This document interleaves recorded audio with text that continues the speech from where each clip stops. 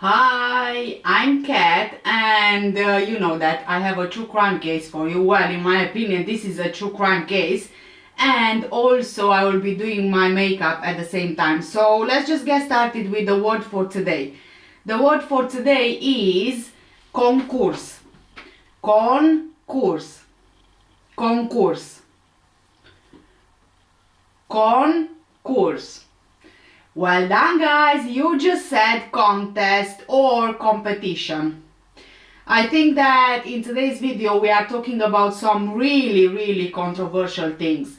Better baby contests were held throughout America during the early decades of the 20th century. They were part of the larger infant welfare movement, which aimed to fight high rates of infant mortality and morbidity, and also the efforts of various reformers to modernize rural lifestyles and home environments.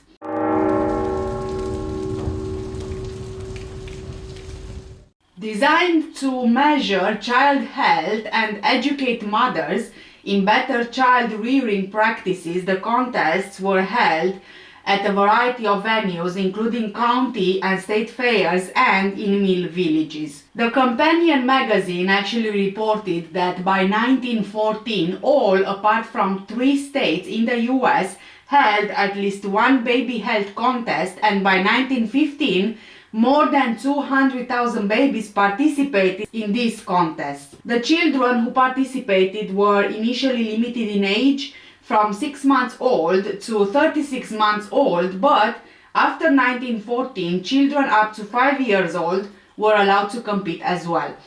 All locations followed similar procedures for determining which babies were better and which were not. Woman's Home Companion magazine developed the Better Baby Standard scorecard in conjunction with physicians' distributed pamphlets with instructions on how to hold contests, and created a wall chart for judges which explained the scoring system and how to make the required measurements. Scorecards included analysis of physical characteristics such as height, weight, symmetry, quality of skin, fat and bones, length of the head, and shape and size of ears, lips, forehead and nose. Psychological measurements included disposition, energy, facial and ocular expression, and attention. Using the categories of the scored card and the typical measurements for normal boys and girls, physicians across the country served as judges examining babies in order to score and rank them, often differentiating between boys and girls and urban and rural children.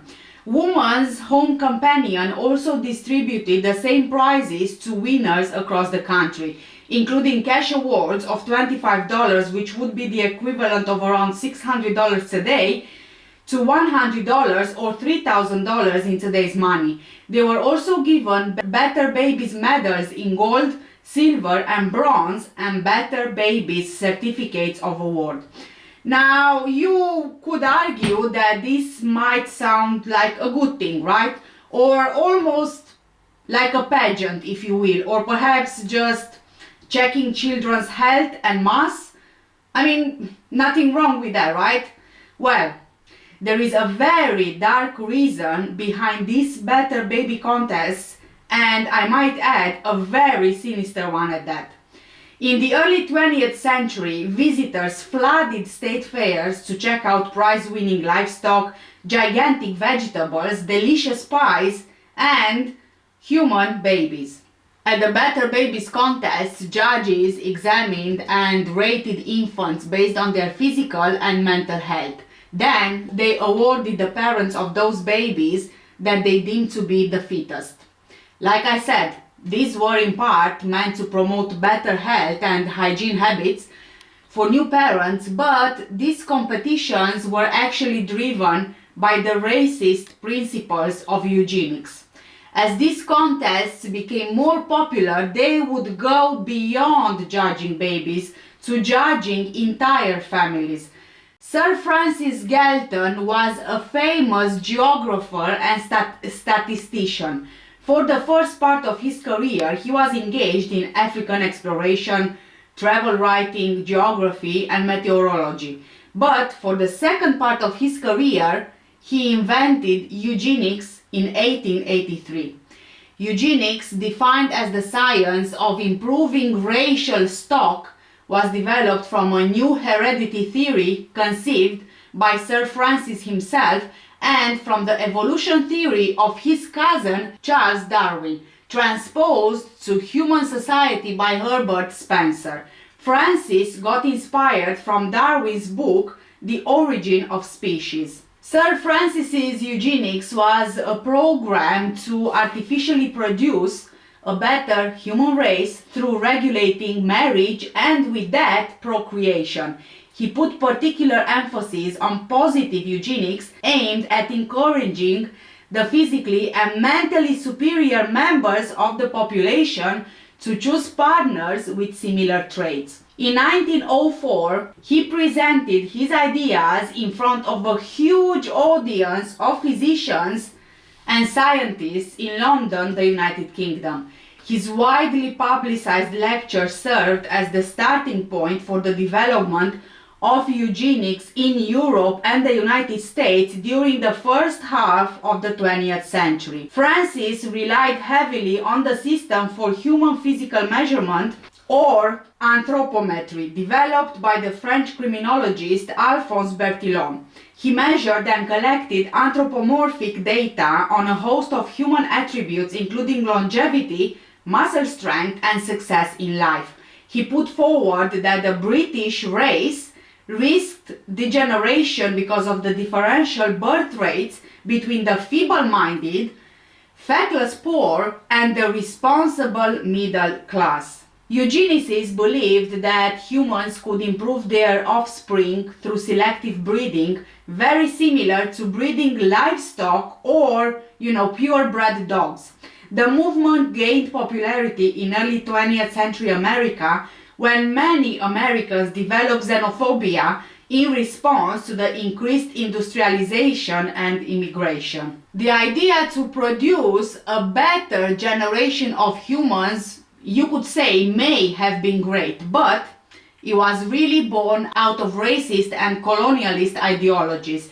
White researchers claimed that lesser races needed to be bred out to ensure that white people and their genes remained unstained. Because eugenicists believed that people inherited traits like poverty or naivety, this meant that society had an obligation to make them extinct. Sadly, a lot of poor, malnourished, and uneducated Americans at that time were people of color and new immigrants.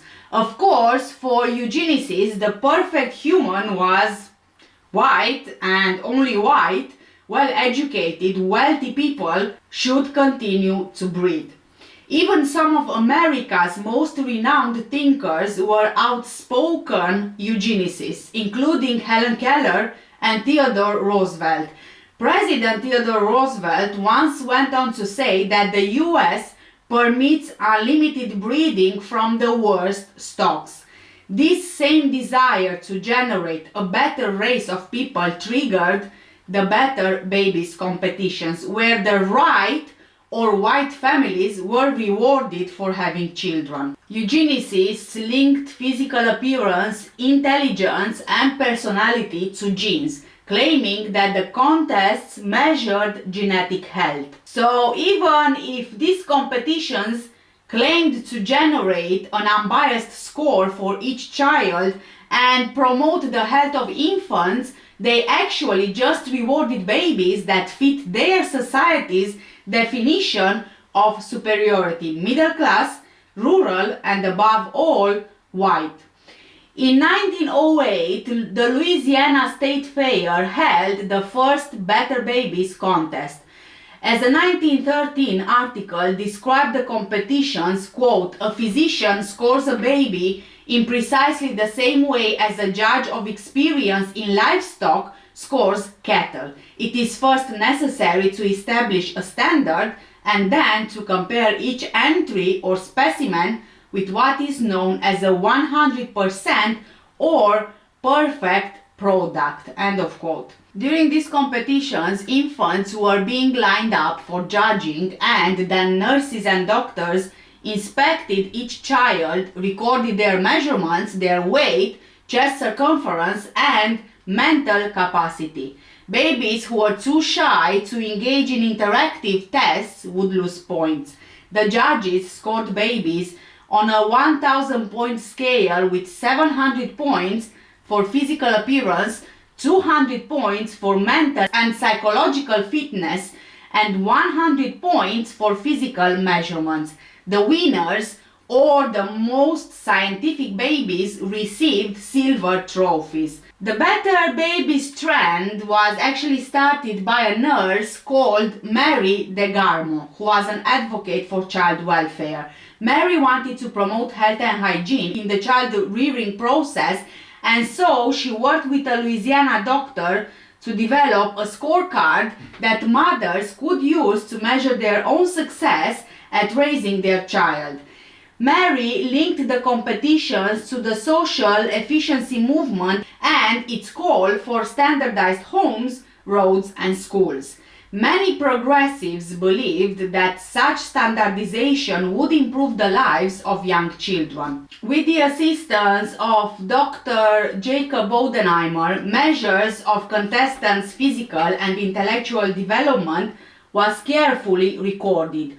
Winning contestants often appeared in graduation gowns and were presented with loving cups to mark their achievement. By 1913, the Woman's Home Companion magazine co-sponsored the contests, which were simply known as Better Babies contests. The magazine presented certificates signed by Mary DeGarmo and Dr. Jacob Bodenheimer, documenting that winners had a sound mind in a sound body. Being a winner meant being healthy, strong, and of course, above all, being white.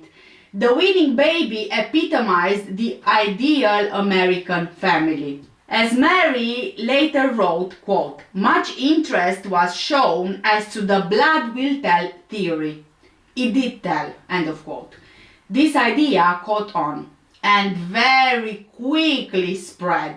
In the 1910s, the magazine Woman's Home Companion published a national scorecard and even created a bureau to promote the competitions. But even as Woman's Home Companion stated, quote, "Underneath the inviting charm of the idea is a serious scientific purpose. Healthy babies, standardized babies, and always, year after year, better babies," end of quote. The Better Babies contest did address a larger problem in national health at the time, even if the methods behind them were kind of notorious. In the early 20th century, infant mortality rates were still high in the US. One child in 100 died before their first birthday. Healthcare professionals and public health officials struggled to find ways to improve the health of children, and many citizens followed suit by jumping on this new cause of baby saving. Better Babies contests gave doctors and nurses the opportunity to assess child welfare and physical development across the country. At early competitions, the parents of babies who earned poor scores were sent home with pamphlets that promoted the health of their infants. Also, during this time, only children between 6 months and 4 years old could enter the contests. But soon, competitions began to include even older children and even adults. Mary DeGarmo believed that the contests revealed a baby's and the family's genetic fitness. She believed that in encouraging fitness and rewarding the right parents or those who followed her advice, the country's genetic stock would improve. She saw both nature and nurture as key ingredients in a child's health. She claimed that child hygiene resulted from proper inheritance as well as food and clothing and environment. Working with the American Medical Association's Committee for Public Health Education among women, the Iowa Congress of Mothers organized the state's first contest in 1911 and went on to form the American Baby Health Contest Association to promote this idea nationwide. Iowa Club Women sponsored these events on both the state and local levels until the 1950s. Mary T. Watts and Florence Brown Sherburne had organized Better Babies in Iowa in 1911. However, in 1920 they were providing new evaluation forms by Charles Davenport, who was then a member of the American Association for the Study and Prevention of Infant Mortality.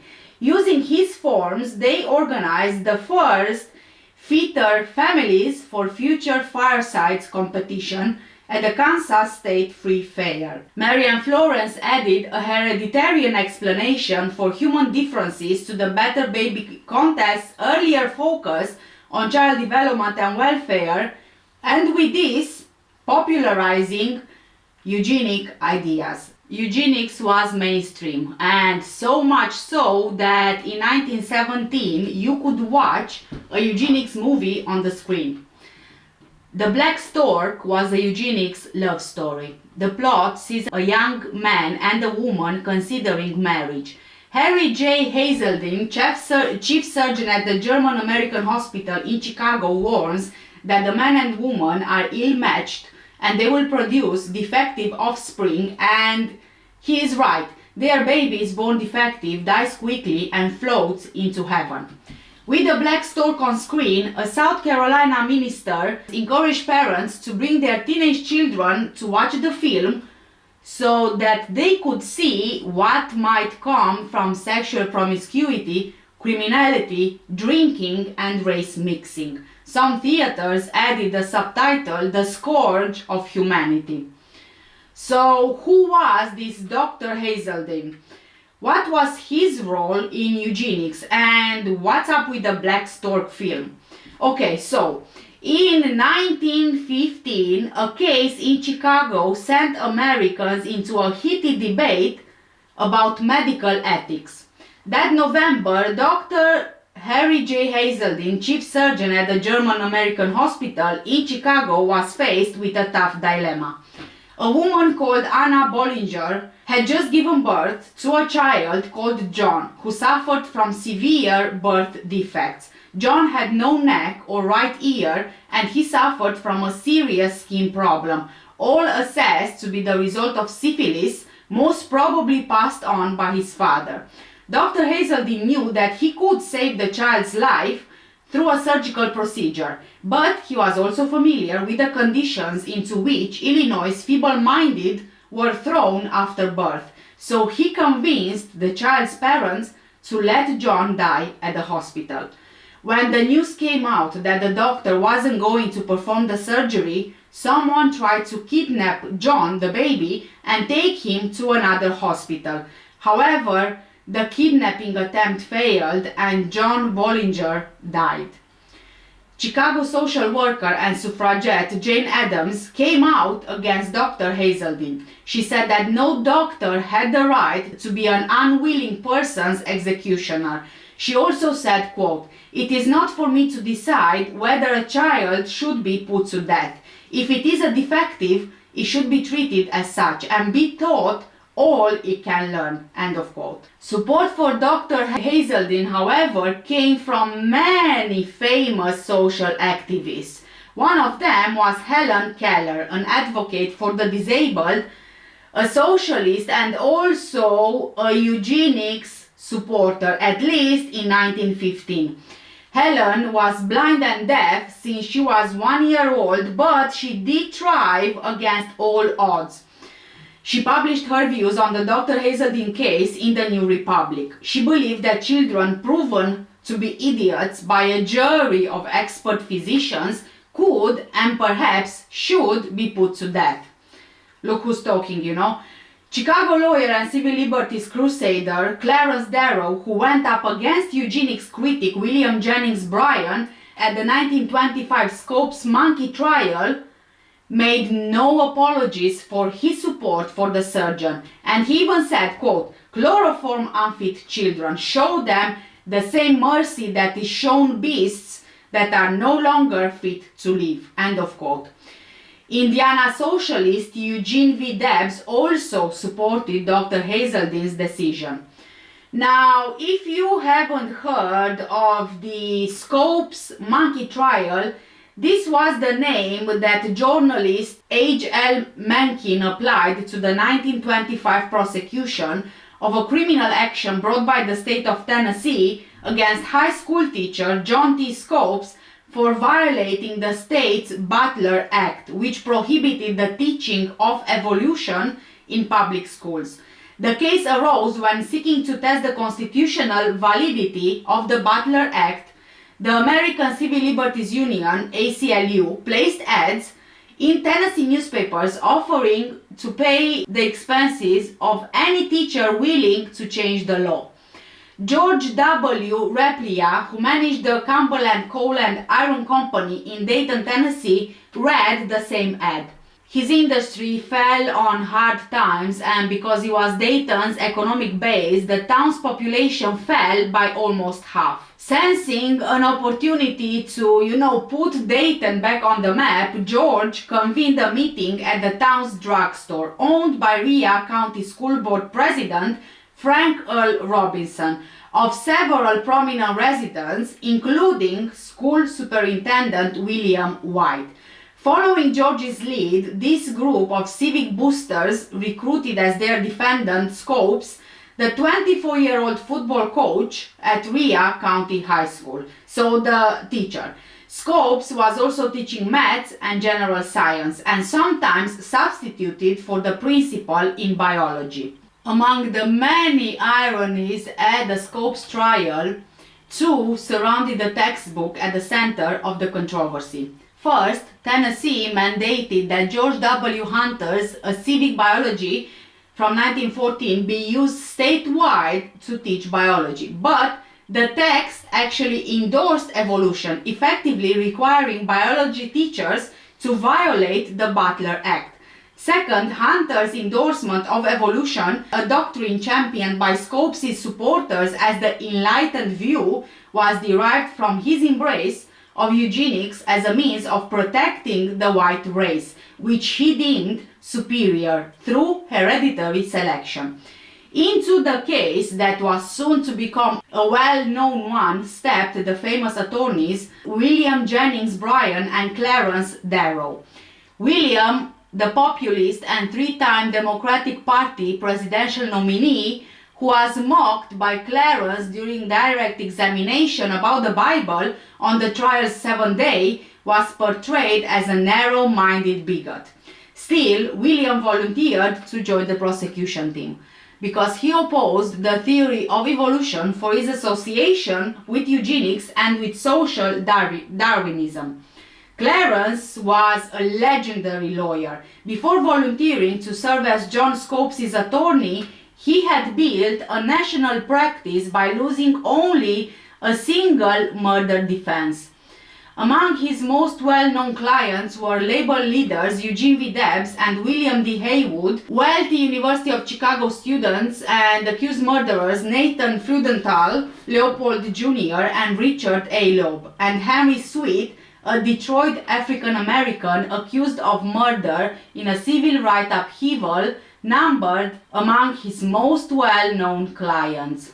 The monkey trial began on 10th of July 1925. More than 600 spectators crammed themselves into the courtroom. The presiding judge, John T. Ralston, proposed holding the trial outdoors in a tent that would accommodate 20,000 people. The trial was broadcast over the radio, the nation's first such live broadcast. Reporters assembled from as far away as London and Hong Kong. H.L. Mencken chronicled the trial for the Baltimore Sun. The jury needed only 9 minutes to find John T. Scopes guilty. The judge then fined him $100, but that step turned out to be the procedural error that prompted the Tennessee Supreme Court to overturn his conviction.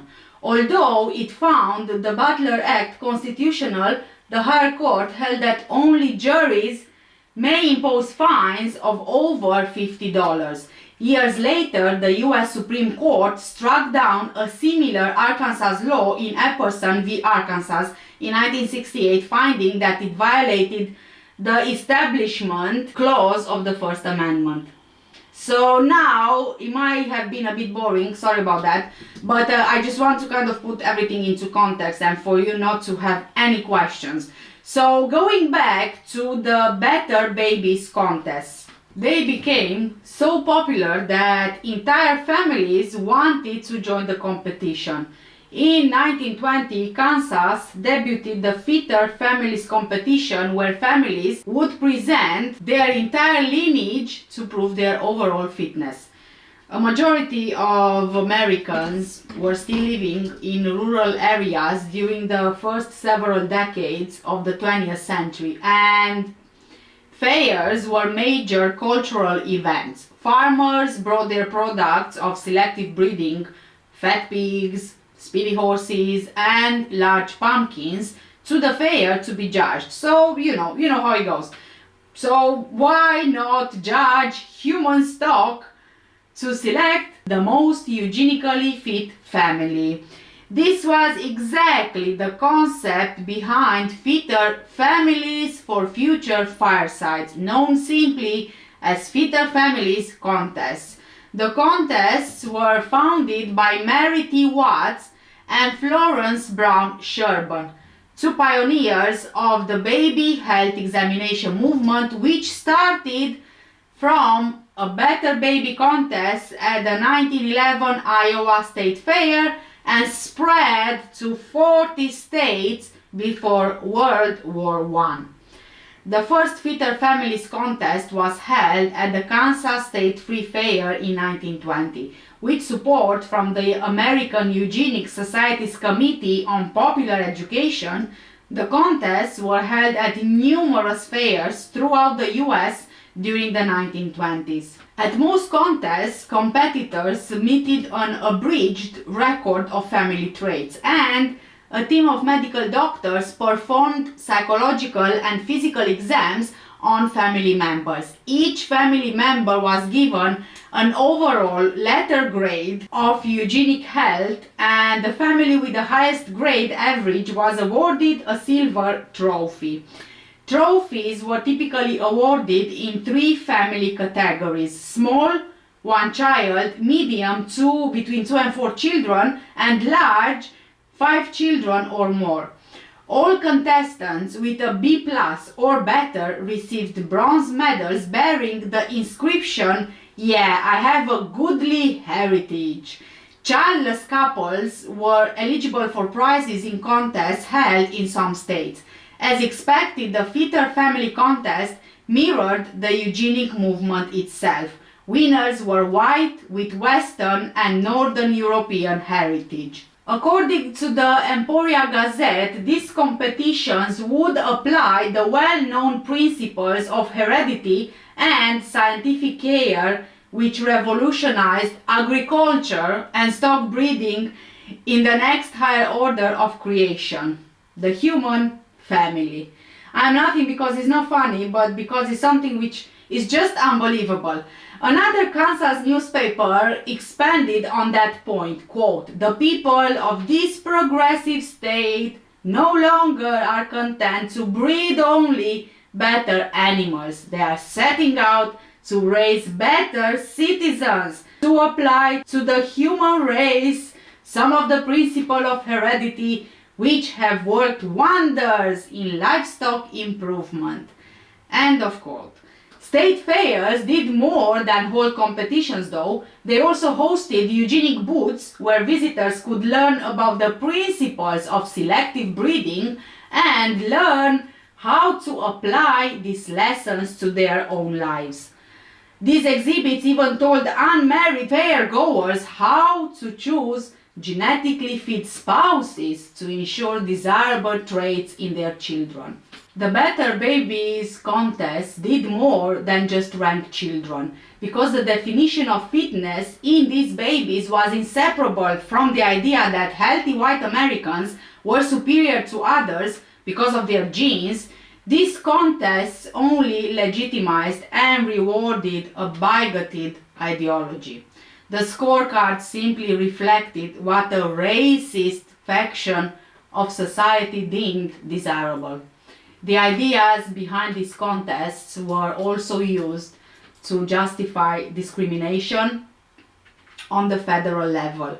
In the 1924 Immigration Act, the US strongly limited who was allowed to enter the country, based on the principle of eugenics.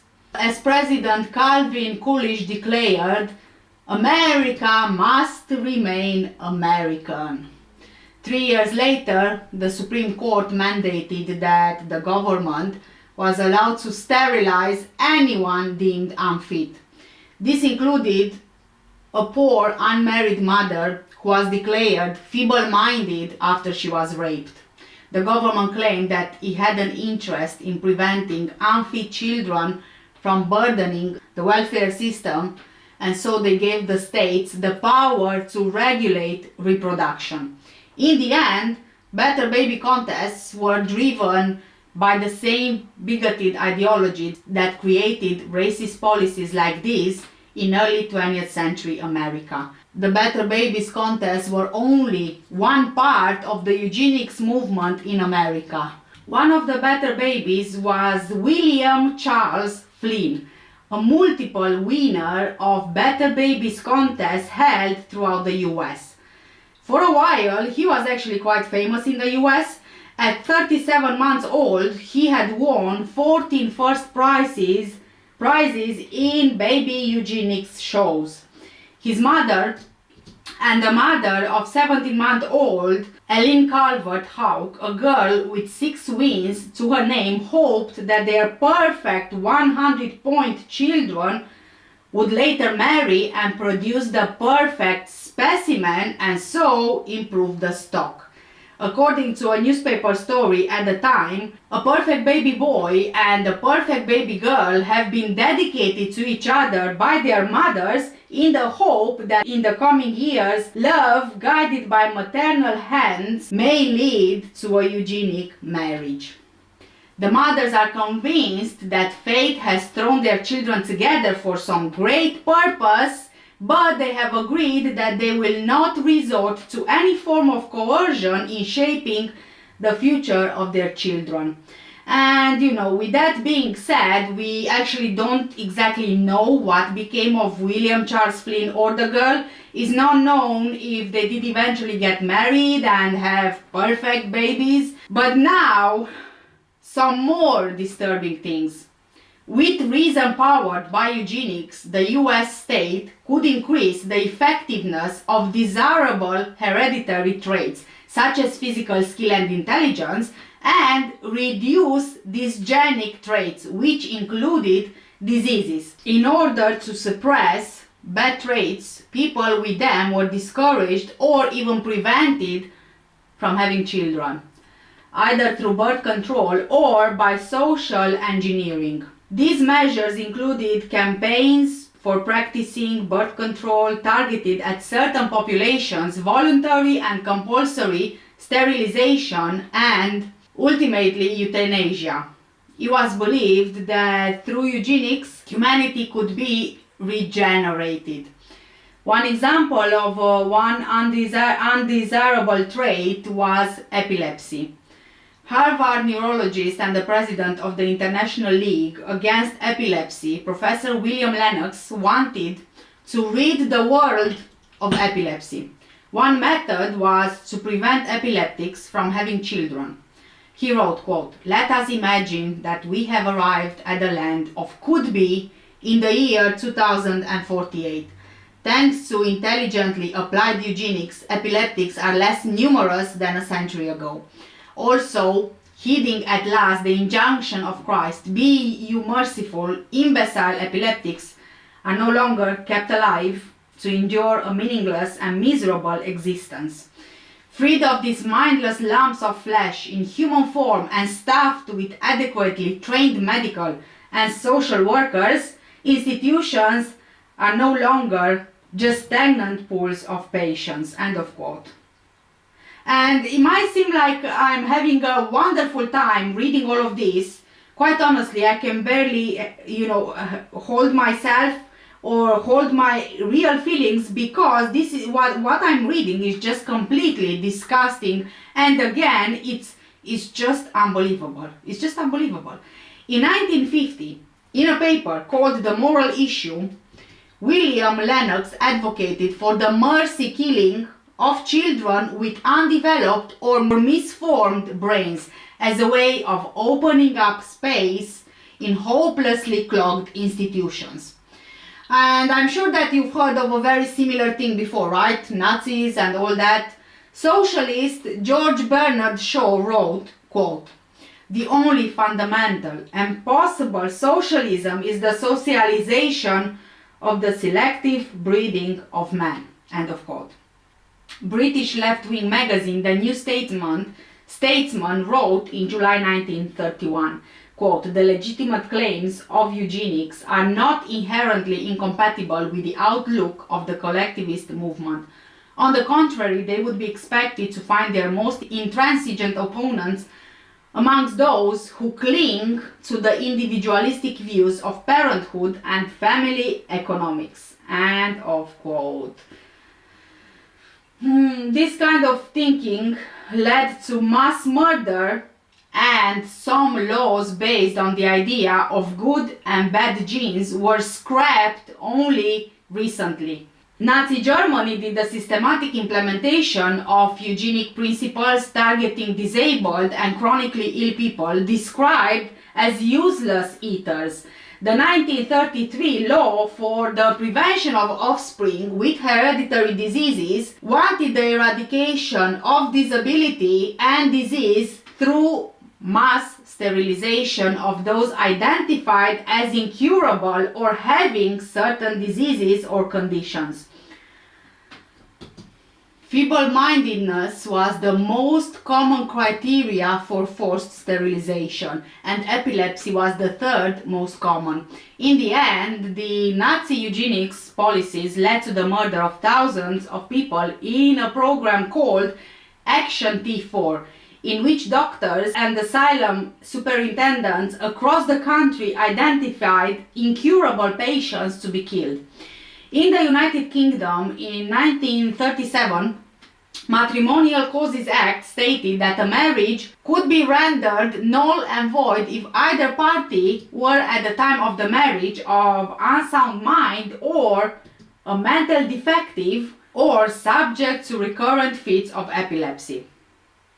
Oh, by the way, I just remember something from when I first time got married.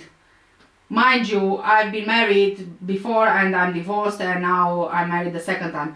Okay, but anyway, when I got married the first time, I was around, I think in my 20s. I got married in Romania, and I know before getting married, I'm just making the connection now, because I know that before getting married in Romania, as part of the application for marriage, I had to actually get blood tests done, me and my soon-to-be husband as well.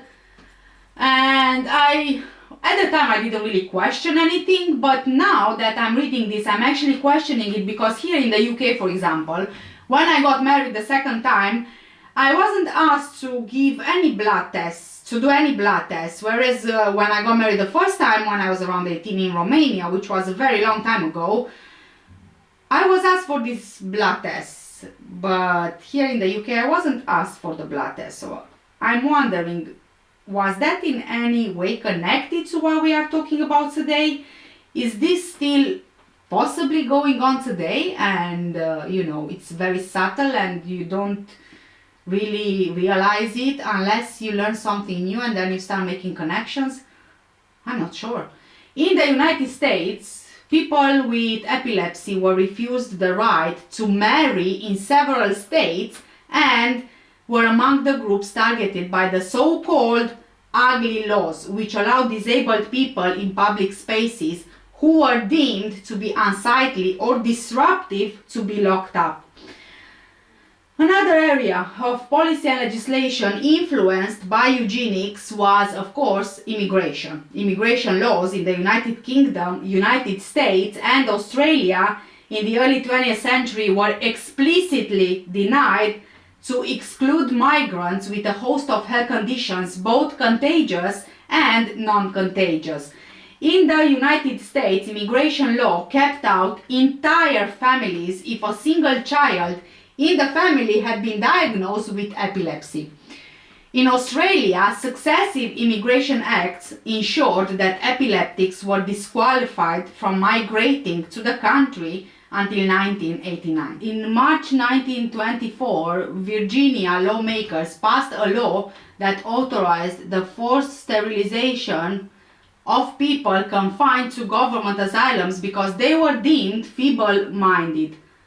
In the 1927 case, Buck v. Bell, Justice Oliver Wendell Holmes upheld the law's constitutionality, declaring that 3 generations of imbeciles are enough. In the following years, the number of states with forced sterilization laws grew to 30. Virginia's Racial Integrity Act, not struck down until 1967, prohibited anyone who wasn't white from marrying a white person to discourage perceived contamination of the white race. Influenced by eugenics lobbies, Congress passed the National Origins Act of 1924, imposing quotas that effectively cut off immigration from Southern and Eastern Europe, regions deemed to have genetically inferior races.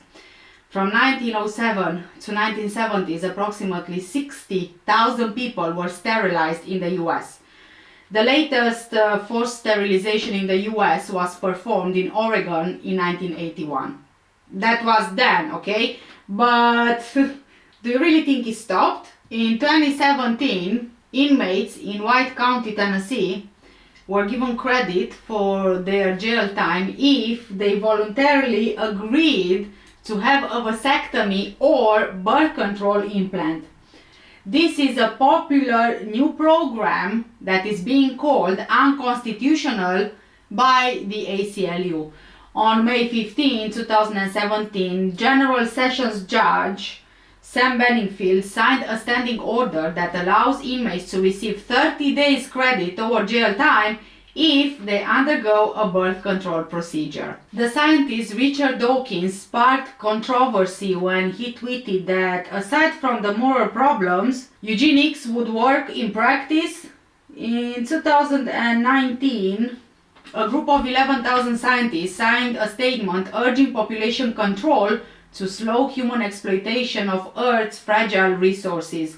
With climate change a topic of urgent debate, some argued that limiting population growth could be part of saving the planet. The idea that people should reproduce less to preserve our shared resources is actually nothing new. When reformers encouraged or forced women to have fewer children in the name of population control, it has been the most vulnerable people and those most likely to be deemed undesirable or unfit who paid the price. The link between population control and the darker uses of eugenics was actually never eliminated, which led to inhumane solutions across the globe. Many population control advocates focused on coercive population campaigns that targeted the most powerless people. In the 1970s, China's one-child policy mandated contraceptive devices,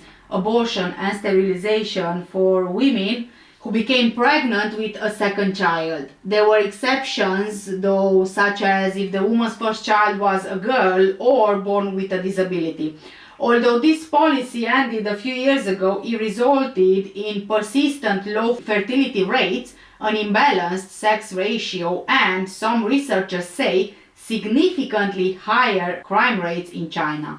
In India, a policy of forced sterilization during the 1970s also took the goal of curbing the population to the extreme, depriving citizens of the freedom and right to engage in voluntary family planning, mainly targeting poor men and some women. Even into the 60s and 70s, many poor women of color were subjected to forced sterilizations in the United States, often while seeking another type of surgery or after childbirth. Like eugenics, these mandatory initiatives were looking to limit the reproductive rights of great numbers of men and women for the health of the nation. Even in the Zero Population Growth Movement, or ZPG, anti-immigrant pro-eugenics figures such as John Tanton found a platform for using concerns about population to advance racism, bigotry and nativism, as well as an us versus them mentality. To address population growth, many grassroots activists took the education of ordinary Americans into their own hands, distributing texts and leaflets, fighting legal battles alongside frustrated women who wanted sterilization, and being an active force in the abortion rights movement. They promoted birth control, but they also held contests for free vasectomies and prescriptions for the pill, with bumper sticker slogans such as "The population bomb is everyone's baby" and "Control your local stork." Many members of ZPG emphasized the importance of population activism at local levels, highlighting the positive changes people could make for the world. Focusing on each person's responsibility and action, in part challenged the pessimistic message of the modern environmentalist movement. For example, from 1971 to 1973, ZPG, along with the Association for Voluntary Sterilization, or the AVS, and the American Civil Liberties Union, the ACLU, ran Operation Lawsuit, which provided resources and advice to men and women seeking voluntary permanent sterilization. ZPG members fought to give more Americans access to birth control, abortion, sterilization, pregnancy prevention, and comprehensive sex education. In doing so, they maintained parenthood would become more deliberate and voluntary, and so fewer people would be born. But ZPG also advocated for wider changes to American cultural and social norms, which were largely pro-natalist, pushing back against the idea that motherhood was the be-all and end-all of womanhood. Some label these norms coercive pronatalism, citing the problem of accidental teen pregnancy, attacks on abortion rights, and the minimum age requirements that hospitals placed on women who wanted to be sterilized. Addressing women's inequalities, they said, would inevitably drive down population growth. But whilst these efforts helped advance the cause of women's rights, they also distracted from the larger drivers of climate change, such as high fossil fuel consumption. Actually, a lot of the support for the population movement, including its racist, anti-immigrant leanings, has been funded by powerful and wealthy people and corporations profiting off the consumption of fossil fuel energy.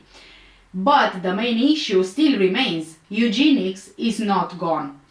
New eugenics, also known as liberal eugenics, advocates enhancing human characteristics and capacities through the use of reproductive technology and human genetic engineering. Those who advocate new eugenics generally think that selecting or altering embryos should be left to the preferences of parents rather than forbidden or even left to the preferences of the state. New eugenics generally supports genetic modification or genetic selection of individuals for traits that are supposed to improve human welfare. The underlying idea is to improve the genetic basis of future generations and reduce incidence of genetic diseases and other undesirable traits.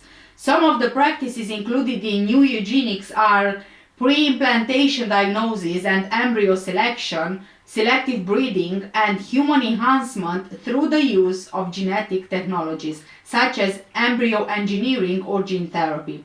So I guess that you could say IVF can be considered one of these. As long as you can edit the characteristics of an embryo outside of the womb, that to me is very close to eugenics, if not eugenics itself.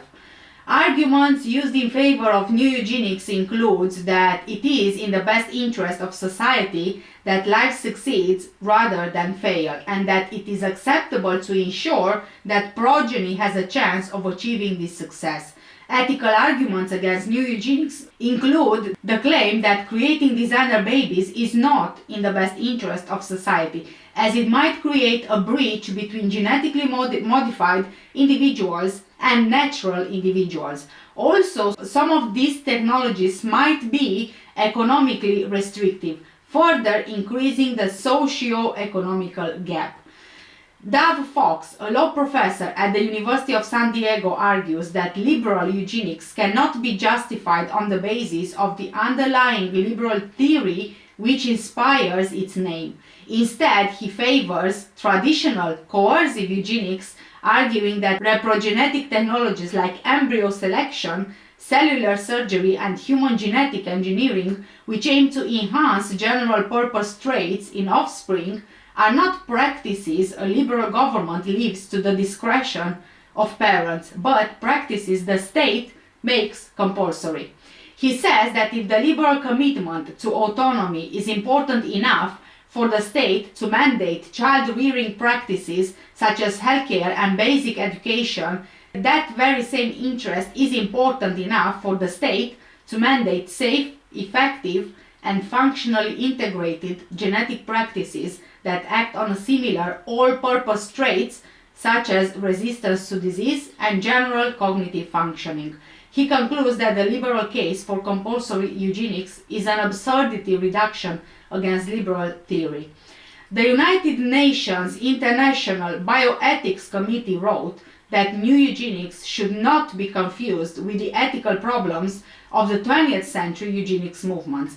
They have also stated the notion is nevertheless problematic as it challenges the idea of human equality and opens up new ways of discrimination and stigmatization against those who do not want or cannot afford the enhancements. And this is really just scratching the surface here. Think about pageants, Miss Universe, Miss Venezuela, Miss whatever, and now more than ever think about social media and all these influencers, beauty filters, lip fillers, genome editing, designer babies. There is still a fight for the perfect race, the perfect human, not to mention secret experiments, the perfect soldier, too many to even count, population control, sudden pandemics, wars, disease. These, in my opinion, are specifically designed for population control. And lastly, let's not forget about this, about what is happening all over the place nowadays, especially with TikTok here and with all social media. Gender identity. I'm not going to comment deeply on this, and some of you maybe might say that I am a transphobic or homophobic or whatever. You can say whatever you want. I have nothing against anybody for expressing themselves however they feel fit, but I think that the gender identity trend is actually another way of population control. Just think about it for a second.